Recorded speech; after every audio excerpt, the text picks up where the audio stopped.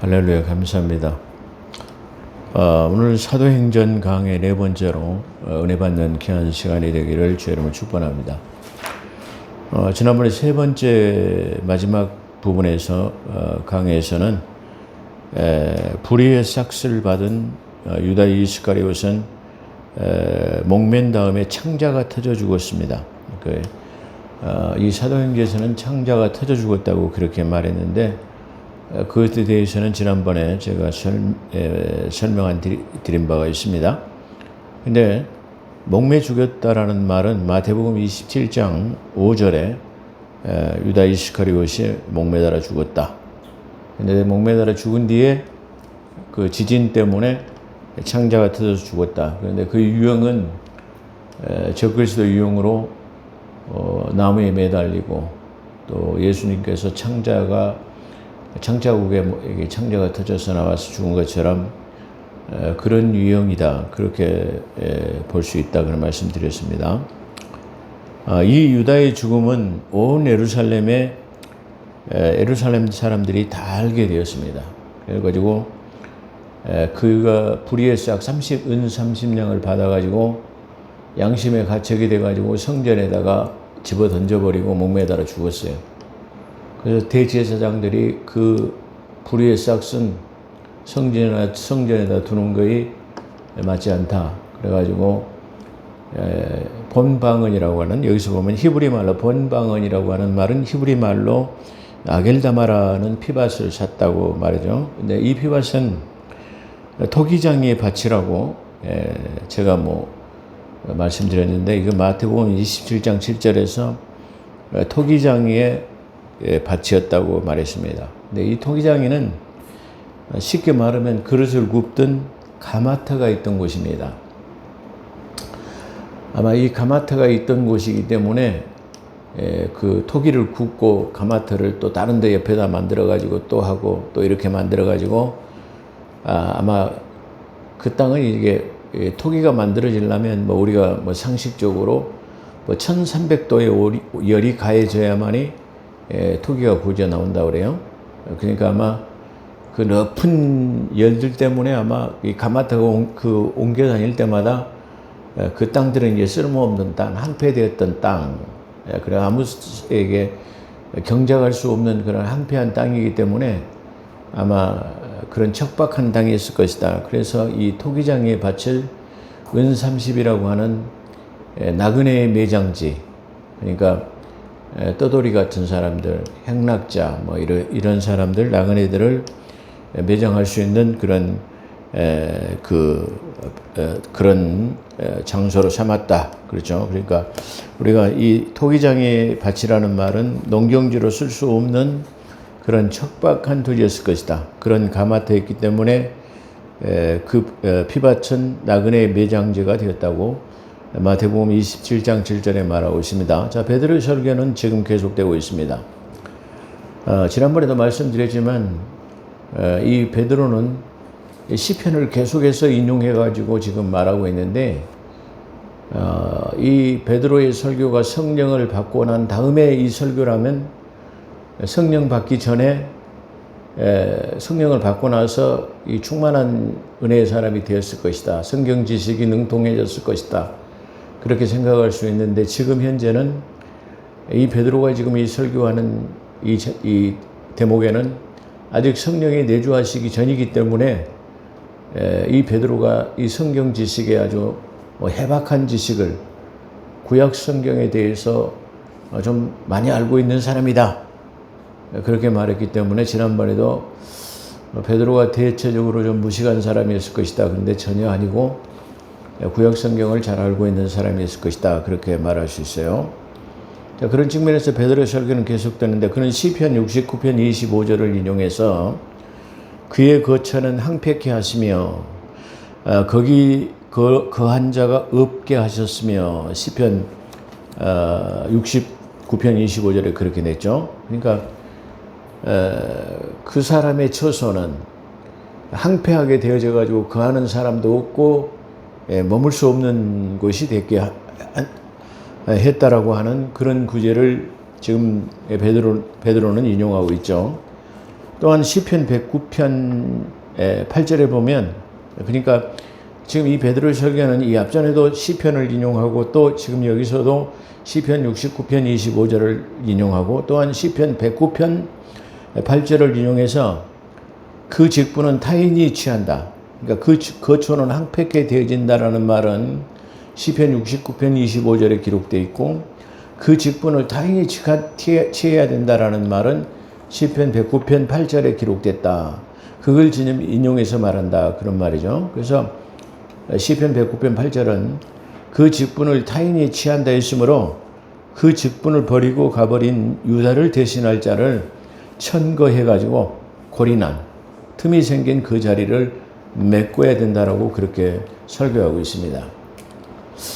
오늘날 교회 사람들도 교회 봉사를 하다 보면 여러 가지 문제가 생기고 또 이렇게 교만해져 가지고 교회를 떠나는 경우가 있는데, 절대로 그거는 자기 직분을 지키지 않으면 안 됩니다. 그러니까 그 직분을 떠리고 간 사람은 결국은 내가 없으면 안 될 것 같지만 결국은 그 자리는 다른 사람이 대신해 가지고 그 직분을 감당할 수 있는 그런 경우를 많이 보게 됩니다. 제 사택에 가까운 교회에 어떤 장로님이 계신데, 그분이 기장교회 장로님이셨는데 교회가 이전하게 되니까 그 교회에서 장립을 받았으면 그 교회로 가셔야 되는데, 아마 뭐 여러 가지 사정에 마음이 안 드셨던지 그 교회를 가지 않고 그 섬기던 교회가 다른 통합직 교회가 섰는데 그 교회를 다니시더라고요. 그러니까 기장에서 장립은 받아놓고 교회가 옮기게 되니까 따라가지 않고 통합측 교회가 머물게 되시니까 장로 대우를 당연히 안 해주죠. 그러니까 그 기장교회에서는 시무장로로서 대우를 해줬는데 이 통합측 교회에서는 협동장로로 인정밖에 안 해주니까 또 거기서 뭐 안 계시고 못 있고 뭐 여기저기 돌아다녀가지고 결국은 떠돌이 낭이처럼 되어버리는 그런 장로님의 모습을 봤습니다. 그렇기 때문에 그 교회의 시무장로는 어찌됐든 간에 그 교회에서 자기의 직분을 감당해야 된다. 그런 것을 우리가 한번 생각해 볼 수 있습니다. 자, 그러므로 그 자리를 대신할 만한 자를 대신할 만한 자리가 타인이 취하라겠으니까 그 사람이 대신할 만한 사람을 천거해라 말이야. 그래가지고 그 많은 사람들이 그 천거해야 할 그 천거 대상, 그러니까 자격 요건이 있어야 되는데, 이 자격 요건은 뭐 예를 들어서 인물이 좋거나 뭐 재산이 많거나 그런 것이 아니고 아무나 될 수 있는데, 아무나 될 수는 있는데 누구나는 될 수는 없는 거예요. 다시 말하면 이 지금 가버린 유다 이스카리ot의 자리를 대신할 사람은 어떤 자격이 필요하냐 그러면 요한의 세례로부터 우리 가운데 올리어 가시는 날까지, 우리 가운데 출입하신 날까지 항상 우리와 함께 다녀가지고 그 함께 다니던 사람 중에서 예수 부활을 증거할 목격된 증인이라 한다. 할렐루야. 그러니까 요한의 세례부터라는 말은 예수님께서 30세가 되어가지고 30세, 다시 말하면 나시린의 성전 봉사를 할 수 있는 나이가 30이라고 그랬어요. 그러니까 예수님께서는 그 율법의 완성을 하시기 위해서 30세까지 기다리신 거예요. 그러니까 30세의 공생의 기간을 시작해가지고 요한의 요단강에서 요한의 침례를 받으시고 난 뒤부터 공생의 길을 시작해가지고 요한의 증거로부터 보라 세상의 모든 죄를 지고 가는 하나님의 어린 양이로다, 이렇게 해서 하나님의 어린 양이라는 것을 증거한 그로부터 다시 말하면 그것을 그 침례를 받고 난 것부터 수많은 표적과 이적을 통해서 하나님 되심을 드러냈죠. 뭐 오병이의 죽은 자를 살리시고 뭐 무리를 걷기도 하시고 뭐 문둥병을 고치시기도 하고 모든 그런 놀라운 그 기적의 일을 행하신 것을 다 목격한 사람이야. 근데 다시 말하면 그래서 이 모든 것들을 항상 따라다니면서 목격했고 요한의 세례부터 그걸 목격하고 그 다음에 중요한 것은 십자가에 못 달려 죽인 것까지도 목격하고 그 다음에 부활하신 것까지 그것을 목격한 사람. 그래서 이 부활의 증인이 될 만한 사람들을 그것을 다 목격한 사람이라야 된다. 그 사람이 이 사도의 수에 가할 수 있다. 이 자격 요건을 말하는 거야. 그러니까 오늘 이 지금 내용은 간단한 것 같지만 우리는 보통 예수 그리스도의 증인의 삶, 다시 말하면 증인 소리를 자꾸 하니까 저 목사님 혹시 여호와의 증인에 조금 가까운 성향이 있는 거 전혀 그런 거 아닙니다. 자, 성경이 증거하는 거예요. 그러니까 우리가 예수 그리스도의 증인의 삶으로서의 복음을 증거하려면, 전도자가 되려면 전도의 핵심이 뭐냐 그러면 하나님의 아들로서 이 땅에 오셔가지고 공생애의 기간을 통해가지고 십자가에 못 달려 죽으시고 부활하신 것, 할렐루야. 십자가와 부활의 사건이 가장 중요한 핵심이에요. 그러니까 하나님의 아들로서 이 땅에 오셔가지고 십자가에 못 달려 죽으시고 부활하시고 승천하신 것, 그걸 증거하는 삶이라야 진정한 증인이요 전도자다 그런 말이야. 진정한 전도의 핵심 포인트는 뭐냐 그러면 하나님의 아들이시고 우리의 죄를 구속하시기 위해서 이 땅에 오셔서 십자가에 못 달려 죽으시고 부활하시고 공중 들림 받으셨다. 할렐루야. 그것이 복음의 증인으로서의 가장 중요한 것이다. 이것이 하나님의 사람, 다시 말하면 사도가 될 수 있는 자격이다. 그런 말이야. 그러니까 오늘날 이 직분자들도 다른 거 필요 없어요.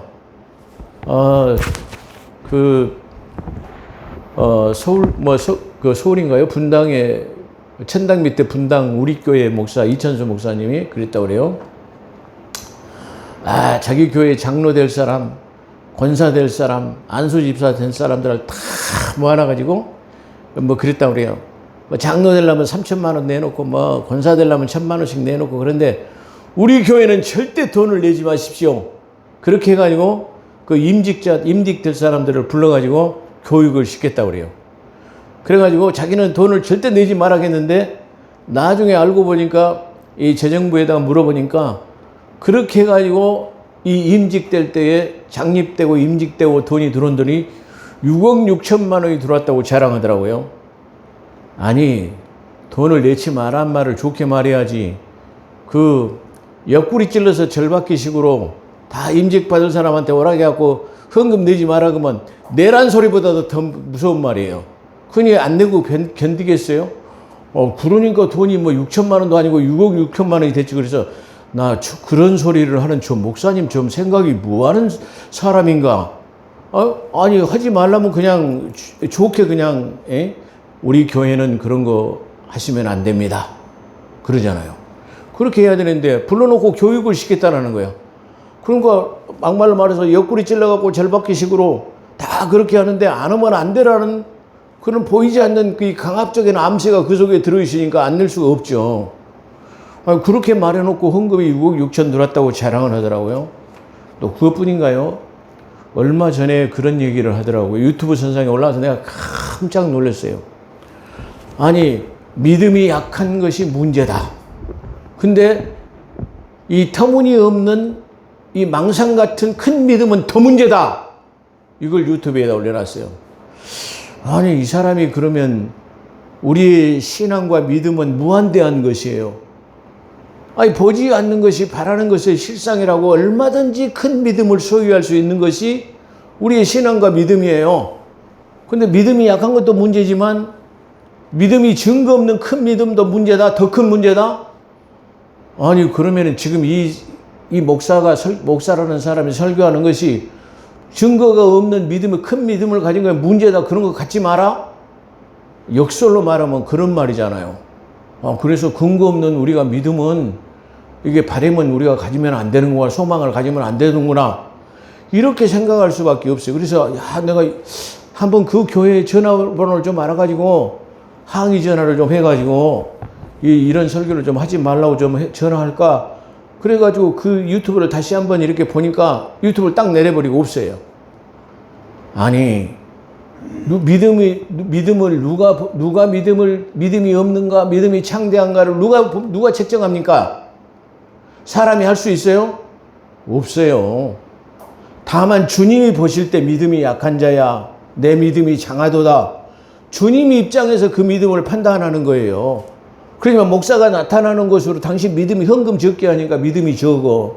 또 주일 제대로 안 시킨다고 당신이 믿음이 적은 자요. 헌금 많이 한다고 믿음이 많은 자요. 이렇게 할 수 있어요? 없어요. 아니, 우리가 두렙돈 낸 헌금을 낸 가부를 볼 수 있어요. 그죠? 다 사람들이 동전 2니 갖고 와서 요즘 말로 쉽게 말하면 저 헌금함에다 100원짜리 2개 덜렁 넣는다 이 말이에요. 아니면 1000원짜리 2개 넣는다고 생각해 봅시다. 그러면 사람들이 오늘날 저 1000원짜리 코 묻은 돈 애들이 돈 요즘 1000원짜리 주면 받아요? 안 받아요. 애들도 안 받아요. 근데 생각할 때 돈 1000원짜리 2개 넣으니까 사람들이 생각할 때 아이고 저런 믿음 없는 사람 그렇게 생각하겠죠. 그래요? 안 그래요? 근데 그걸 뭐예요? 주님이 보실 때는 이게 장하였도다. 오늘 네가 많은 사람들이 연보를 한 것 중에서 네가 가장 큰 연보를 했다. 다른 사람들은 풍성한 가운데서 돈을 이게 얼마를 냈지만 너는 그 두렙돈이라는 돈이 오늘 네가 생활비를 할 수 있는 전부를 넣기 때문에 너는 오늘 네가 많은 사람의 헌금보다 네 헌금이 가장 큰 헌금이다. 누가 정하신 거예요? 이찬수 목사가 정하는 거예요? 아니면 내가 정하는 거예요? 내 정 목사가 하는 겁니까? 아닙니다. 사람의 속마음을 누가 보는 거예요? 하나님이 보시고 그 두렙돈을 냈지만 네가 장하도다. 오늘 네가 큰 연보를 했다 말하는 거예요. 아무리 큰 돈을 냈다 할지라도 하나님 보시기에 마음과 정성이 없는 그 연보는 아무리 많이 냈다 할지라도 그건 적은 믿음이에요. 근데 믿음이 약한 것도 이게 잘못이지만 더 큰 믿음을 가진 것도 잘못이라고요? 아닙니다. 그건 사람이 판단할 수 없는 거예요. 우리는 무한대한 소망을 가지고 사는 사람들이 믿음이에요. 그러잖아요. 우리가 죽으면 나중에 장차 영원한 저 나라를 소유할 수 있는 영원 세계를 소유받을 수 있는 부활이라는 것을 소망을 가지고 살아요. 이건 무한대한 보이지 않는 신앙의 절정이에요. 근데 이게 증거가 있어요? 없는 거예요. 근데 그 이찬수 목사는 이런 망상을 품지 말아라? 이런 말하고 똑같아요. 아니, 그 목사는 히브리서도 읽어보지도 않은 모양이에요. 히브리서에 보면은 믿음은 바라는 것들의 실상이요, 보지 못한 것들의 증거라고 그래요. 믿음은 뭐요? 아무것도 보이지 않는 것을 신앙으로 바람을 소망하고 기도하고 우리가 믿고 나아갈 때 그것이 성취된 실상으로 나타나는 것이 그게 믿음이에요. 근데 그런 믿음 갖지 말아라? 아니, 하나님은 무에서 유를 창조하신 하나님이세요. 우리는 그 하나님, 능치 못함이 없는 하나님을 믿는 거예요. 비록 내가 지금은 아무것도 할 수 없지만 믿음 안에서, 신앙에서 하나님께서는 나를 통해서 원대한 꿈을 이루실 것이라는 소망과 믿음을 가지고 나아가는 게 그게 뭐예요? 믿음이에요. 근데 그런 믿음을 가지면 안 된다고요? 이런 진짜 아니, 그런 사람들이 어떻게 몇만 명 목회를 하는지 나는 내 지식이 짧아서 그런지 모르지만 내 지식과 신앙으로는, 믿음으로는 그런 사람들을 이해할 수가 없어요. 아니, 어떻게 그런 얘기를 강단에서 합니까? 그런 얘기를 그런 사람들은 유튜브 그런 거 하지 말아야 돼요. 유튜브라는 것은 작은 시골교회 목사는 파급력도 약해요. 상관없어요. 그렇지만 그런 사람들은 이게 대형교회 목사들이라 다시 말하면 조회수가 구독자가 수십만 사람들이, 수십만이 돼요. 얼마나 파급 효과가 되겠어요. 그런 사람들의 설교가 얼마나 믿음 있는 사람들의 근간을 흔들어 놓아가지고 이상하게 만들어요. 이게 오늘날 우리 한국교회 현실이라는 것을 우리가 생각해 봐야 돼요. 자, 우리는 내가 없으면 그 자리를, 이런 대형교회를 이끌어갈 사람이 없을 거라고 그렇게 생각하지만 아니에요. 그런 목사 없어도 얼마든지 하나님께서는 그런 후임자가 있어요. 역시 이 정목사도 마찬가지예요. 역시 다른 직분자들도 마찬가지예요. 내가 이 교회가 없으면 안 될 거라고 생각하지만 no, 하나님께서는 네가 아니라도 얼마든지 다른 사람을 통해 가지고도 그 자리를 메꿔갈 수 있는 분이다. 그걸 우리가 항상 기억한다고 한다면 내 맡은 바 직분에서 우리는 절대로 교만하거나 자만하거나, 다시 말하면 그럴 수 없어요. 항상 겸손한 마음과 자세로서 내가 하나님의 쓰임받는 봉사자로서의 직분이 다한다라는 그런 마음과 신앙이 있다고 한다면 우리는 그런 오만방자한 그런 행동을 할 수가 없다라는 것을 알아야 돼요. 그리고 내가 이 미치는 이 설교가 믿음의 사람, 하나님의 자녀들의 양무리에게 얼마나 유익이 되고 하나님을 바라는 소망과 믿음이 얼마나 증진되는가를 생각해야 되지, 막 유튜브 선상에 인기 영합주의에 따져가지고 막 그냥 뭐 그런 건 생각 아니고 조회수 많이 올라간 것을 막 생각해가지고 이상한 제목들을 붙여내는데 그건 안 됩니다. 판단은 오직 하나님이 하시는 거예요. 믿음이 없는 것도 하나님이 기억하고 계시고 믿음이 있는 것도 하나님이 기억하고, 하나님의 보실 때에 야 믿음이 적은 자라고 말하는 거지, 누가 사람이 목사가 권사가 장로가 이게 성도들을 말할 때 너 믿음이 있어, 너 믿음이 좋아 이렇게 말할 수 있어요? 물론 덕담으로는 할 수 있어요. 그 사람을 갖다가 믿음을 갖다가 고치시키기 위해서 할 수는 있어요. 그렇지만 우리는 그 판단 기준은 우리가 하는 것이 아니라 주님 편에서 보시는 거예요. 믿음이 적은 자야, 아니면 내 믿음을 보지 못했다, 너 이스라엘 사람들 중에서 너만한 믿음을 보지 못했다, 이렇게 말할 수 있는 분 누구예요? 하나님이 하는 거예요. 그 속마음을 누가 알아요? 하나님만이 아시는 거예요. 이찬수 목사가 아는 게 아니에요. 내가 아는 게 아니에요. 내가 믿음이 적다고 말할 수 없어요. 믿음이 크다고 감히 말할 수 없어요.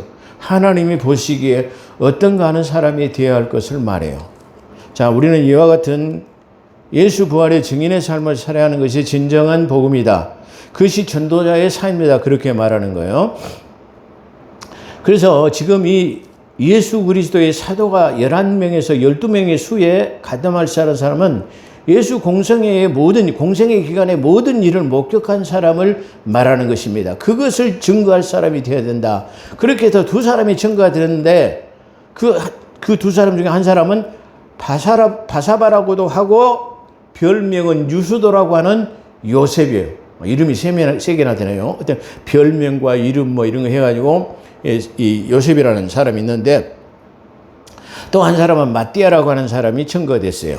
그러니까 요셉과 마띠아라가 증거됐는데, 이 두 사람 중에서 어떤 사람이 이 12사도에 가입할 수 있습니까? 자, 이 사람은 이 중요한 의미가 있는데요. 이 사람은 사도의 수위는 가할 수 있으나 12제자는 아니에요. 무슨 말이냐면 12제자는 예수님께서 직접 선택하셔가지고 이게 가르친 것을 제자라고 말하고, 지금 이 제자가 아닌 사람을 뽑아가지고 다시 12명을 채운 이 사람은 사도의 직분을 가져요. 사도라는 말은 바로 증인으로서의, 다시 말하면 보냄을 받은 자의 자격은 될 수 있으나 예수님의 제자는 아니다. 그런 측면에서 사도 바울 같은 사람도 12제자는 아니에요. 그러나 사도로서 그를 부르는 것은 바로 그런 측면이다. 그래서 12제자는 직접 부르신 사람으로서 사도의 직분도 보냄을 받았기 때문에 사도의 직분도 가능한 것이지만, 바로 다시 말하면 사도가 제자는 될 수가 있는 것은 아니다. 자, 그래서 지난번에 말씀드렸어요. 자, 이 두 사람들이 이게 증인이 목격된 증인으로서 청거됐는데, 자, 이 사람들을 두고서 이 교회는 사실 전적으로 기도합니다. 다시 말하면 우리가 바나바와 사울을 갖다가 맨 처음에 안디옥으로 선교사로 파송할 때도 이게 안수하고 사람들 중에서 충만한 사람을 뽑아가지고 선교사로 파송한 것처럼 이 두 사람 중에서 하나님께 기도했는데, 기도했다는 말하는 거죠. 자, 무사람의 마음을 아시는 주, 사람의 마음을 다 아신단 말이에요. 믿음이 있는가 없는가 적은가 다 아시는 하나님이요, 주여 이 두 사람 중에 누가 주의 택하심을 입어서 봉사와, 제가 사도라는 말했죠. 여기서 주님의 제자라는 말을 쓰지 않고 봉사와 사도의 직무를 대신할 제자는 아니다, 그런 말이에요. 그러나 사도, 보냄을 받은 사람으로서 증인으로서의 삶을 살 수 있다, 그런 말이죠. 그래, 이 사도의 봉사와 사도의 직무를 대신한 사람들을 우리에게 보이시옵소서. 그래, 보이신다라는 말은 하나님의 어떤 특별한, 아까 믿음은 바라는 것들이 실상이라는 것처럼 우리는 바라는 것들이 소망을 가지고 기도하면 그것이 뭐요? 실상으로 나타나잖아요. 그렇죠? 그래서 기도를 하게 되면은 응답이라는 것은 뭘로 나타나요? 실상으로 우리 삶 속에 나타나는 것을 말한다. 그렇게 볼 수 있어요. 보이시옵소서. 이 말은 아까 말한 중요한 의미를 아까 제가 설명을 드렸어요. 그런 측면에서.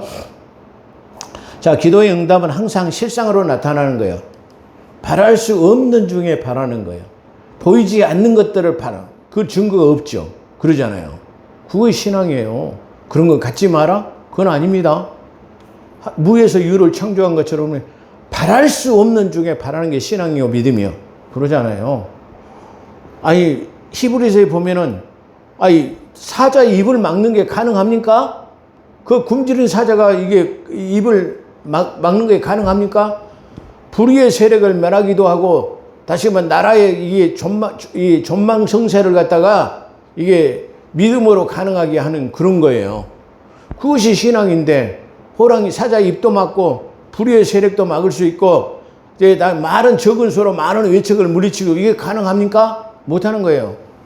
이거 그 못하는 것을 믿음으로 가능케 하는 게 뭐요? 믿음이에요. 믿음.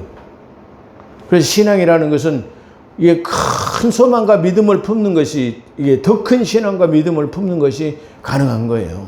그런데 그 안 가진 것은 안 된다 그런 말이에요. 그래서 믿음에 약한 것은 문제가 되고, 근거 없는 큰 믿음도 문제가 되는 것은 전혀 아니고, 믿음은 우리가 보이는 것으로 실상으로 나타나는 것이 믿음이다. 그렇게 말할 수 있어요. 자, 작은 믿음이든 큰 믿음은 아까 말한 것처럼 그것을 보는 차이점은 하나님이다. 그리고 사람마다 믿음의 차이가 달라요. 나이가 어린 사람들, 어리잖아요. 어린아이 믿음과 장성한 불량한 사람의 믿음, 그리고 지식의 척도, 문화, 환경 모든 것이 다 달라요. 그렇기 때문에 믿음은 다 똑같을 수가 없어요. 자기 문화와 환경, 지식에 따라서 그 사람의 신앙이 다 달라요. 그런데 이게 객관적으로 봤을 때 그걸 갖다가 약하다, 강하다 그렇게 말할 수 있어요? 없어요.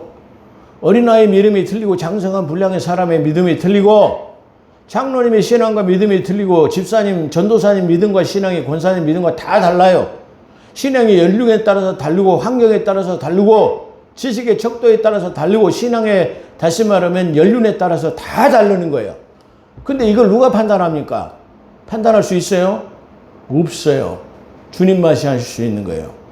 자, 유다는 이 귀중한 직분을 버리고 봉사자. 그러니까 우리는 이 하나님 앞에 초이스, 선택된 사람들은 어떤 권위와 다시 말하면 어떤 지위를 그런 것을 바라는 것이 아니고 하나님께서 택해 놓으신 것은 뭐예요? 봉사라고 봉사의 직무로 다시 말하면 사도 복음을 이게 전하도록 이게 택함을 받았다라는 것을 우리가 항상 기억해야 할 것입니다. 그래서 봉사의 직무와 사도의 보냄을 받은 자의 증인의 자리를 버리고 제갈 길로 간 유다 이스카리ot을 대신할 자를 우리에게 보이시옵소서. 그래서 이렇게 해가지고 그러면 어떤 방법이 좋겠느냐 채택되는데 결국은 뭘로요? 제비뽑기로 채택을 해요. 제비뽑기로. 그래서 많은 사람들이 모인 가운데서 누가 좋나 아니다 거수를 하거나 투표를 한 게 아니고 뭐예요? 제비를 뽑아. 제비뽑기를 했어. 그래갖고 제비를 뽑았는데 누가 뽑았어요? 마떼아가 뽑았어요. 중요한 의미를 가지고 있어요. 자, 성경에서 제비뽑기의 예가 몇 군데 나오고 있어요. 자, 그 몇 군데가 나오는데 성경에서는 이 제비뽑기를 잠언 16장 33절에서 사람이 제비를 뽑으나 이를 작정하기는 여호와께 있느니라. 뭐요? 제비를 누가 뽑아도 아니 이게 로또 같은 거 있잖아. 많은 번호 속에서 딱 집어가지고 내가 뽑아요. 근데 그 뽑는 것은 누가요? 작정은 하나님께서 딱 예비해 놓으셨다. 그런 말과 같은 것이에요. 딱 그래가지고 지금 이 마떼아가 제비뽑기로서 뽑아졌고 그 다음에 누가 뽑았어요? 요나가 다시스로 와요. 다시스로. 근데 다시 배가 풍랑에 만나가고 배가 지금 쉽게 말하면 이 좌초, 이 다시 전복될 위기에 놓여 있어요. 그러니까 그 많은 사람들이 웅성웅성해요. 여기 못된 죄인이 이 배에 탔단 말이야. 그럼 누가 탔는가 그걸 갖다가 바다에다 던져버리자. 그러고 전부 다 제비 뽑았는데 누가 뽑혔어요? 해필 재수없게 요나가 뽑혔어요. 그래서 요나를 잡아가지고 어디 가요? 이 바다에다 집어 던져버렸어. 그리고 이게 요나가 고래뱃 속에 3일 동안 들어가 버렸어요. 그렇죠. 그래가지고 깨달아가지고 복음을 다시스로 안 가고 그 요나로 가가지고 복음을 전했다고 그렇게 말하죠. 이렇게 해가지고 마띠아도 이 제비 뽑기를 하고 당첨되고, 이게 누구냐? 요나도 다시스로 가는 배에서 당첨돼갖고 바다로 던져지고 있는데, 또 하나 이 제비 뽑기로 당첨된 사람이 있어요. 누구죠? 아간이라는 사람이 아말렉 전지에서 몰래 금과 의복과 이 모든 것을 숨겨놨어요. 하나님께서 이게 쉽게 말하면 전쟁에 지게 했어요. 그래서 야, 왜 졌는가 우리가 알고 보자. 그래갖고 제비를 뽑아서 누가 잘못했는가 뽑자. 그래가지고 각 족장대로 이게 제비를 뽑아서 이게 아간의 족장이 뽑고, 그 다음에 아간의 집안이 뽑고, 그 다음에 또 집안 사람들 중에서 뽑았는데 누가 뽑았어요? 아간이 제비 뽑았어요. 그 아간이 처형당했어요. 왜? 그게 뭐죠? 금덩어리, 은덩어리를 가져가서 처형된 게 아니에요.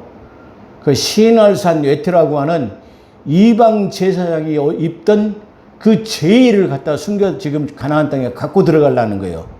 하나님은 금이나 은 같은 것을 중요시하는 게 그거보다는 뭐예요? 우상 숭배에 더 중요한 거예요. 이 아간이 시날산 에투라고 하는 시날산, 바알을 숭상하는 바알의 제사장의 옷을 가지고 지금 가나안 땅에 들어가려고 했다 그 말이에요. 사람들이 그 말을 이해하나요? 못해요. 신할산이라니까 뭐 신할산이 뭐지? 왜 신할산 외투 한 벌 가지고 이 사람을 죽일 만한 일이야? 아니에요. 하나님의 선민 이스라엘로 살아갈 수 있도록 하나님이 선택해서 그들이 우상을 섬기지 못하도록 가나안 땅에 들어가라고 했는데, 지금 아간이 뭘 가지고 들어가려고요? 이게 바알을 숭상하는 제사장의 옷을 가지고 들어가, 이방 신상의 우상을 제사장이 입는 옷을 가지고 들어가려고 하기 때문에 그걸 제하는 것이 바로 그 속에 들어있다. 그렇게 말할 수 있어요. 자, 투표라는 것은 얼마든지 조작할 수 있어요. 특히 지금 이 선거를 끝내고 나면은 가장 문제되는 거예요. 뭐죠? 사전투표함이에요. 아니, 선거 당일날 하면 되지. 왜 사전투표를 갖다가 며칠 동안 해가지고, 시간이 많으니까 이게 쉽게 말하면 얼마든지 돌아갈 수도 있고, 함을 박해치기도 할 수도 있고, 뭐 여러 가지 일들을 할 수 있어요. 그러잖아요. 근데 이게 뭐요? 옛날에 이 사전투표라는 것은 부재자 투표라고 해갖고 군대 간 사람이나 여행을 가는 사람들이 선거에 참여하도록 하기 위해서 만들어 놓은 것인데, 이 부재자 투표가 어느 날 사전투표로 바꿔가지고 며칠간이나 선거를 해요. 그래가지고 도대체 이게 어찌게 된 것인지, 이 바로 선거가 끝나고 나면 항상 문제가 되는 게 뭐예요? 이 사전투표예요. 그런데 바로 이 하나님이 하시는 제비 뽑기와 같은 것은, 이 선택되는 것은 절대로 우리가 부정이나 그런 것들이 있을 수 없는 그런 것이다. 그렇게 우리가 말할 수 있습니다. 그런 측면에서 오늘 이 두 사람 중에서 마띠아라는 사람이 추천이 되고, 또 하나님께서는 특별한 방법으로 아간을 색출해 내시고, 또 요나를 색출해 내시고, 마띠아를 선택해 내는 것을 오늘날 이 시대를 살아가는 것 중에서 우리에게 많은 것을 시사하고 있다. 그렇게 말씀드릴 수 있을 것입니다. 오늘은 여기까지 사도행전 1장 강해를 마치겠습니다. 기도하겠습니다. 오 거룩하시고 자비로우신 하나님, 오늘도 저희들을 불러 모아주시고 함께 하신 것 감사합니다. 이 사도행전을 강해하는 동안에 성령 하나님의 충만하신 은혜를 통해서 하나님의 의도를 드러내는 하나님 은혜 받는 귀한 강해의 시간이 되게 도와주시옵기를 아버지 간절히 바라고 원합니다.